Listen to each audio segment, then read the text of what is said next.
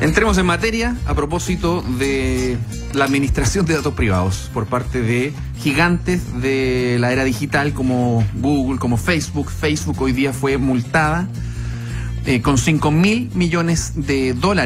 ¿Cuánto gana Facebook al año, Carla? Del orden de $18.000 millones. Ya. Claro, cuando yo escuché $5.000 millones dije, ¿cómo los van a pagar?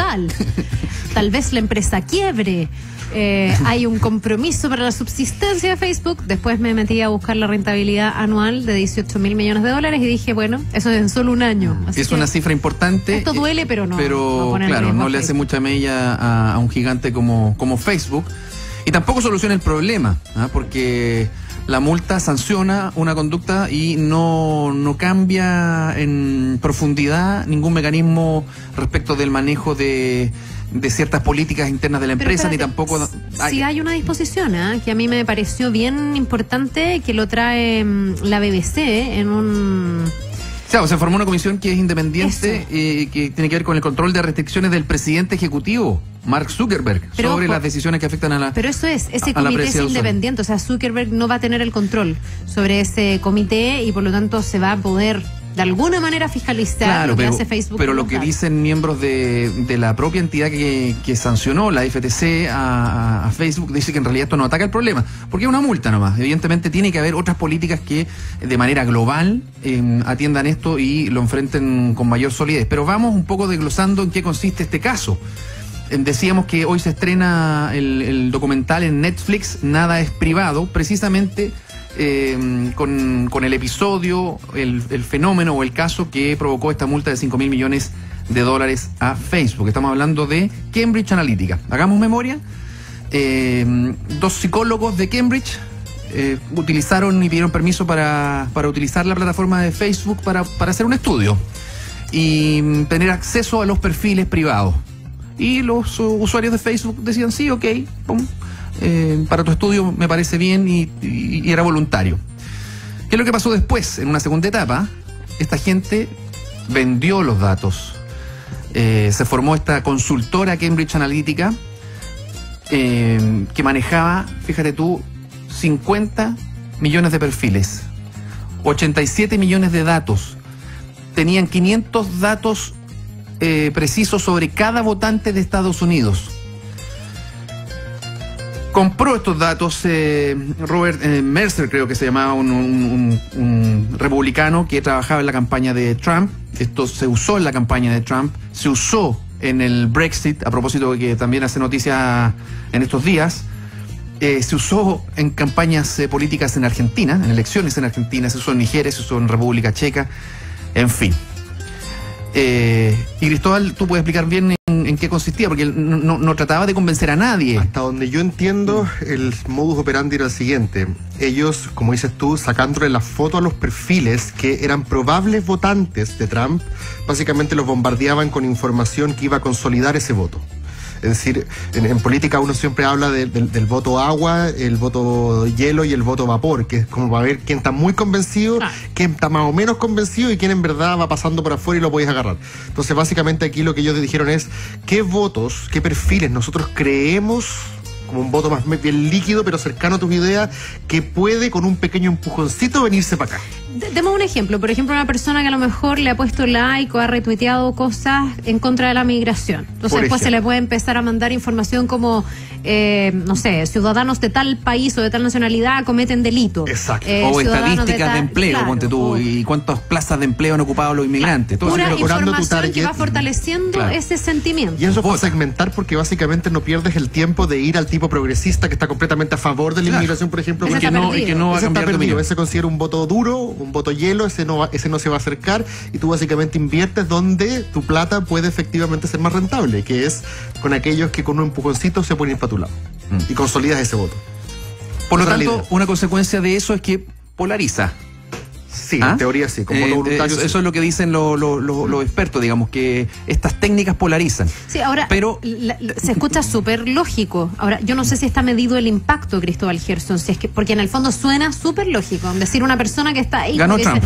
Voto por Trump. Pero no hay un contrafactual.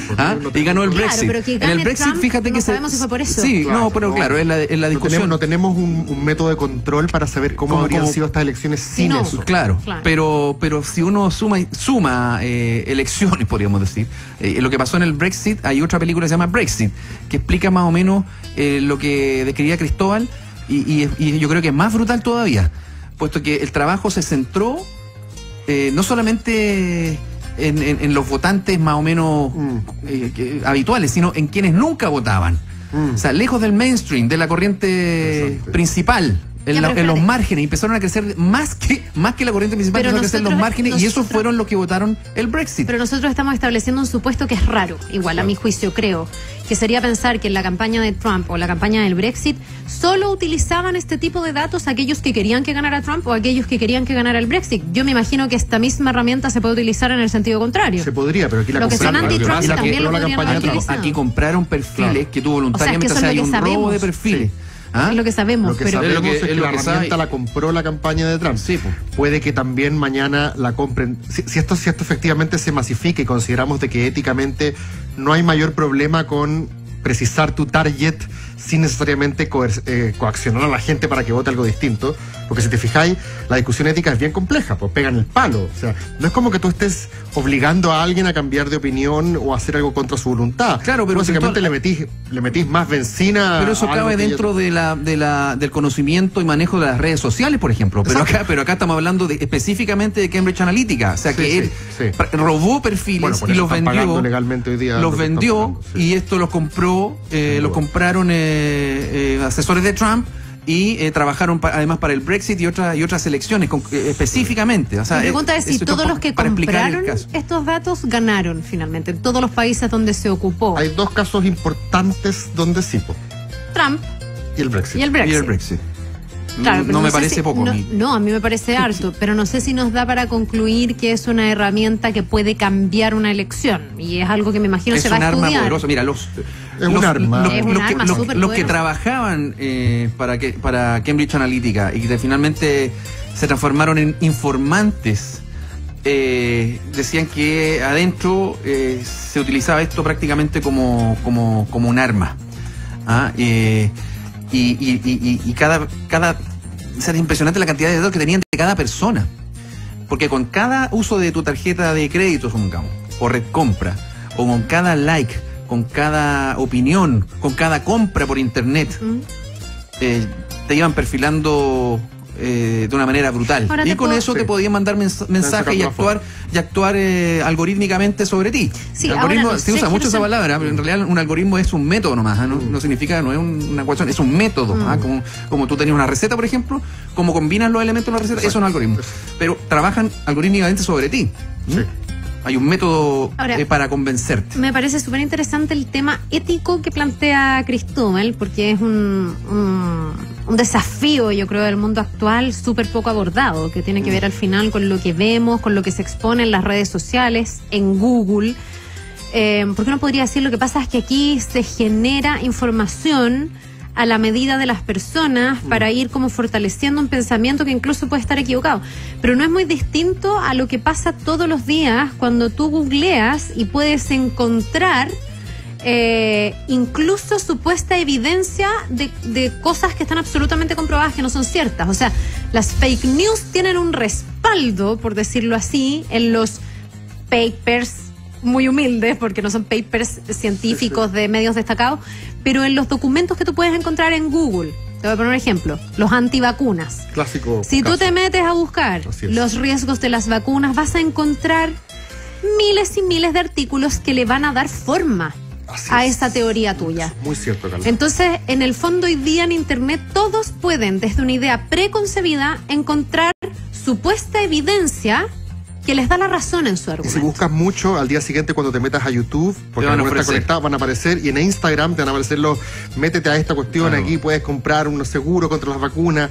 Entonces lo que hace Facebook, o lo que hacían en este sistema con Cambridge Analytica, no es muy distinto de lo que ocurre en las redes y en Internet en general. Yo siempre he sido partidaria, o creo, y va a sonar muy raro, porque parece un atentado a la libertad de expresión, yo creo que sí debiese haber un control editorial. Si tú me preguntas a mí cómo uno, o cómo yo creo que la gente debe tomar las decisiones, es teniendo las dos caras de la moneda. A mí obviamente me parece que se distorsiona si es que a ti te dan solo una información y no otra.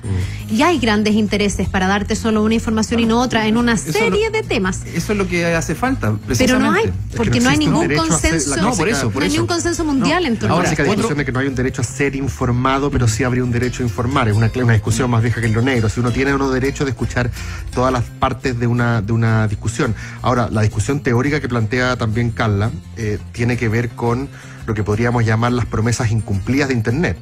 Cuando Internet aparece, la promesa era que íbamos a ampliar la mirada y en una serie de temas íbamos a complejizar nuestra opinión porque íbamos a poder ver realmente distintas opiniones sobre los temas. Claro. Finalmente lo que ocurrió es que lo que los gringos llaman echo chambers, cámaras de resonancia, donde yo cada vez converso con los que se parecen más a mí y me voy básicamente parcelando como si esto fuera como lo que llaman una balcanización, una fragmentación del escenario, donde yo solamente me junto con los que piensan igual a mí. Te retroalimentas, sí. Solamente con eso. Entonces y ahí ya hay polarización. Hay una tribu. Y eso ya es tu búsqueda. Exacto. O sea, en el caso de Cambridge Analytica es algo que te dirigen. Lo entiendo y me parece grave. Pero también uno mismo a veces está haciendo una búsqueda que ya es sesgada. No, sí, porque lo que pasa es que Cambridge Analytica es un caso. Pero evidentemente que la digitalización y todo lo que estamos hablando eso trasciende a Cambridge Analytica. Sí, por eso. Es que ahora, yo creo que ahí está la discusión ética de fondo que no se da y no hay grandes acuerdos ni a nivel de países, ni a nivel de, no sé, continentes o de organizaciones tipo ONU, Unión Europea, sobre lo que queremos y lo que buscamos de Internet. Porque al revés de hacernos ciudadanos más informados, posibilita el que hoy día tengamos terraplanistas, que han empezado a legislar y a perseguir delitos o actuaciones en Internet. Francia, por ejemplo. No sé con qué éxito, digamos, o factibilidad. Pero esto tiene muchas aristas. Otra muy interesante, y esto estoy seguro le va a gustar a Cristóbal, cuando compareció Mark Zuckerberg frente al Senado norteamericano, la imagen ya era muy potente, porque estaban los máximos representantes del poder clásico frente a un joven que representaba el poder real. Los tenía en jaque. ¿Ah? No sé si ese mismo año, pero las acciones de Facebook y Google superaron el precio del petróleo, de las acciones de petróleo. O sea, es un poder real, un arma real, y con conocimiento de por medio. O sea, un poder, conocimiento clásico versus un poder y un conocimiento nuevo, desconocido, pero real. Era bonito esa imagen, ¿no?